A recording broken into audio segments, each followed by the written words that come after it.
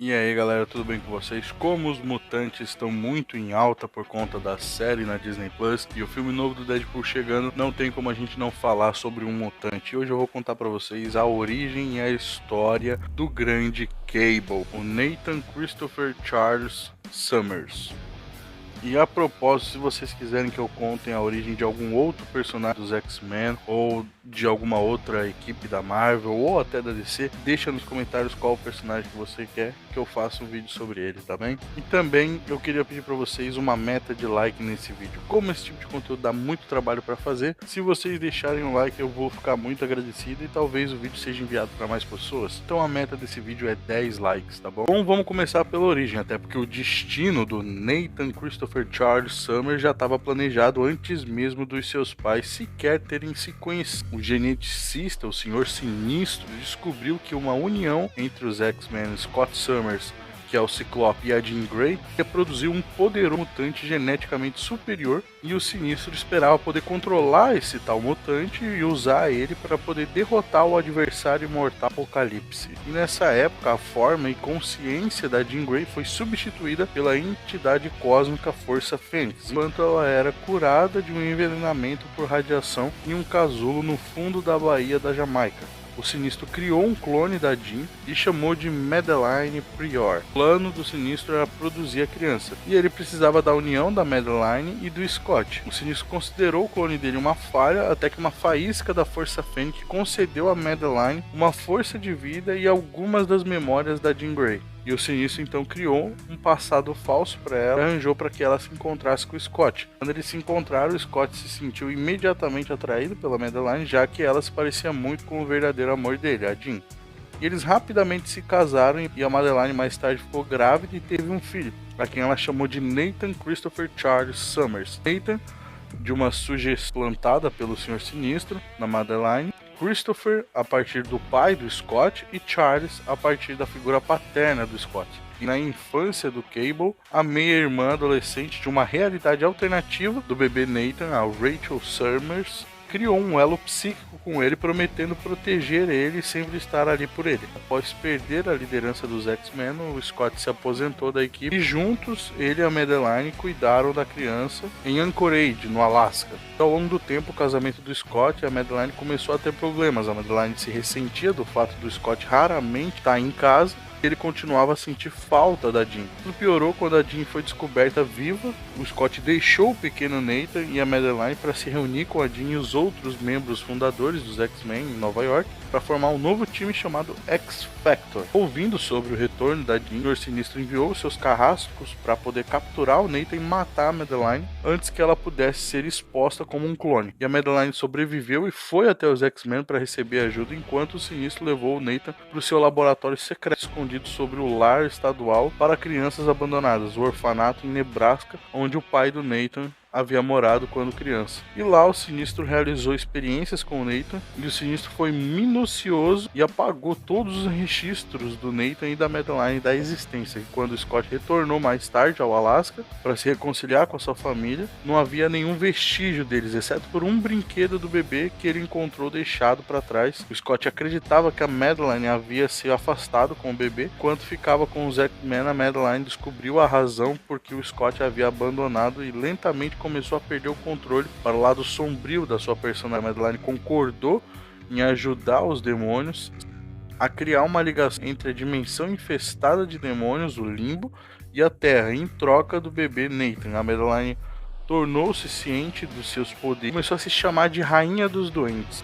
E a mutante precognitiva, Tina, direcionou Scott e a Jean para o laboratório do Sinistro, onde encontraram o Nathan e outras crianças em pods de incubação. Ao tentar salvar o Nathan, o Scott e a Jean lutaram com a babá e o fabricante de órfãos, os quais estavam tentando sequestrar as crianças mutantes para protegê-las. De alguma forma, a ligação telepática entre o Nathan e a Jean foi aberta e os demônios conseguiram escapar com o Nathan e outras 9 crianças, que foram teletransportadas para Times Square. E Nazrith, usando os bebês como os pontos de um pentagrama invertido, tentou manter um portal aberto, mas o portal foi fechado pelos esforços combinados dos exterminadores e os novos mutantes. Quando o pai dele chegou para resgatar o Nathan, ele foi levado de volta para sua mãe no orfanato. O Senhor Sinistro havia então revelado as verdadeiras origens da Madeline para ela, culpando o Scott e a Jean pelas misérias em sua vida. Ela pretendia usar o Nathan e outros 9 bebês mutantes no topo do Empire State Building como um sacrifício em uma tentativa de reabrir um portal. Após a derrota de Nazareth,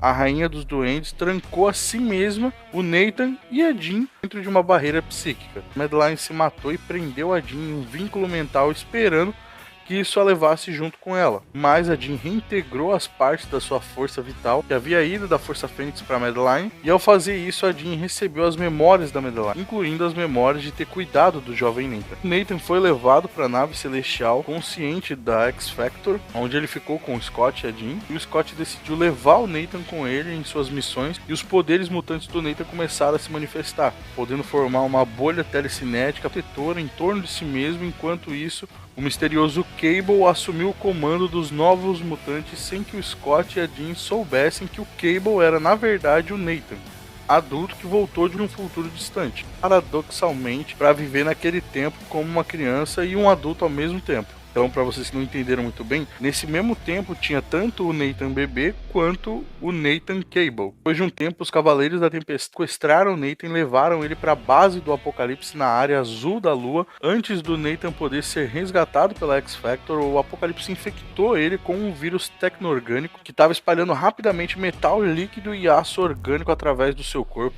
e se não fosse interrompido, o mataria. A nave celestial criou um campo eletromagnético de proteção e se fundiu com as peças elétricas do Nathan para manter ele vivo. E uma visitante de 2000 anos no futuro, a irmã Eskine, do clã Eskine, apareceu para o Ciclope. Ela havia sacrificado seu corpo físico para se tornar energia e alegou que o Nathan iria se tornar um salvador em seu tempo. A irmã Eskine prometeu que o clã iria curá-lo do vírus no futuro. Ele seria incapaz de fazer outra viagem no tempo, prendendo Nathan, no caso, lá no futuro. O Ciclope escolheu salvar a vida do filho dele e entregou o filho dele para que ele fosse com a Eskine, acreditando que nunca mais eles iriam conseguir ver o Nathan de novo. E quando ele chegou nessa terra futura governada pelo Apocalipse e o seu exército cananeu, o Nathan foi entregado para a mãe Eskine, uma versão deslocada no tempo da irmã dele, a Rachel Summers.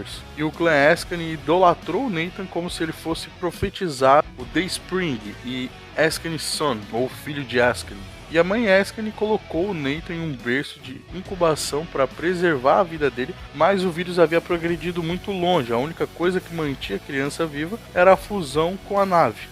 Temendo que o Nathan não iria sobreviver, a mãe Eskine clonou ele. Apesar das suas avaliações originais, os Eskine descobriram que a criança original iria sobreviver apesar de tudo. Mas então os cananeus atacaram a base dos Eskine. O Nathan foi removido com segurança antes deles quase matarem a mãe Eskine e começar o massacre do clã Eskine. O próprio Apocalipse raptou a criança clonada, a quem ele acreditava que era o Nathan Summers original, que ele havia infectado séculos atrás. O Apocalipse cuidou da criança e o chamou de Flito, planejando usar ele como um receptáculo da próxima vez que o Apocalipse necessitasse de um novo corpo hospedeiro. Gravemente ferida, a mãe Eskine trouxe o Scott e a Jean para o futuro para eles poderem proteger o Nathan. E como os seus próprios corpos não poderiam sobreviver à viagem no tempo, a Jean e o Scott habitaram novos corpos clonados a partir dos seus descendentes. Muito tempo havia passado desde que eles tinham visto o Nathan pela última vez, como uma criança. Nesse momento em suas vidas eles estavam casados e haviam descoberto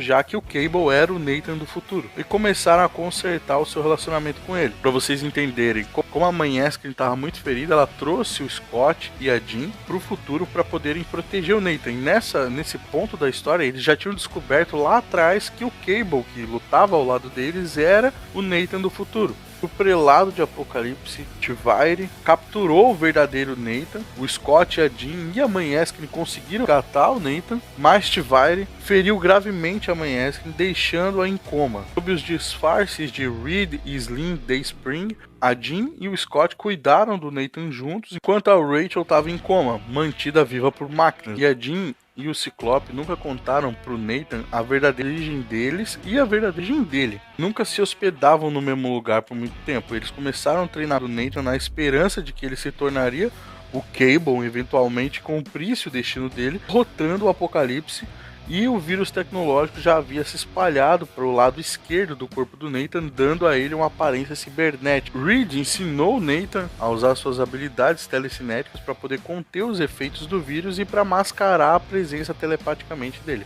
E aos 8 anos de idade, o Nathan conheceu o conflito durante uma incursão do clã da rebelião na cidadela do Apocalipse, em Crash Coast. Surpreso com a sua semelhança, foi derrotado, obviamente, pelo Nathan. A irmã Rachel telepaticamente falou com o Nathan do seu coma e ajudou ele a destruir o vírus criado pelo Apocalipse. E após anos inativos, o vírus tecno-orgânico do Nathan de repente começou a se intensificar e ele entrou em coma. Com a sua condição sendo considerada terminal, Slim vigiou o Nathan dia e noite. Mãe Askin apareceu como uma jovem Rachel Summers, apresentou para o Nathan telepaticamente.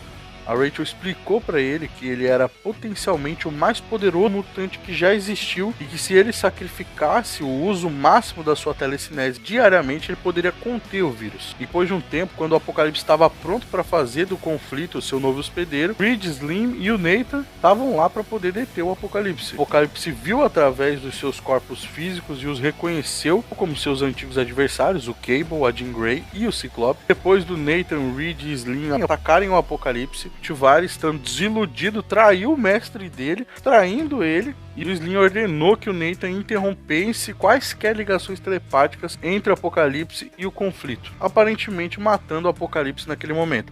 A mãe Askin começou a morrer e a Reed desapareceu e o Slim percebeu que ele também seria enviado de volta para o seu tempo e seria forçado a abandonar o seu filho mais uma vez. Além de dizer tantas coisas, ele só pôde prometer uma coisa para o Nathan, que ele nunca estaria sozinho. Tivari levou o conflito aos seus cuidados e alertou o Nathan que os seguidores do Apocalipse iriam procurar por ele. E o Nathan partiu sozinho para poder restaurar o sonho que o Apocalipse tentou destruir. E essa, galera, é basicamente a origem do Cable, pra vocês verem como tem. É até um pouco difícil de entender. E como eu falei pra vocês, galera, se vocês puderem ajudar a gente com essa metinha de likes aí no vídeo, eu vou ficar felizão. Se o vídeo tiver 10 likes, eu vou ficar muito feliz, tá bom? Então deixa o like nesse vídeo. Se você quiser um vídeo sobre a origem de algum outro personagem dos quadrinhos, tanto da Marvel quanto da DC, de qualquer equipe aí de super-heróis, é só deixar nos comentários que eu trago pra vocês, tá bom, galera?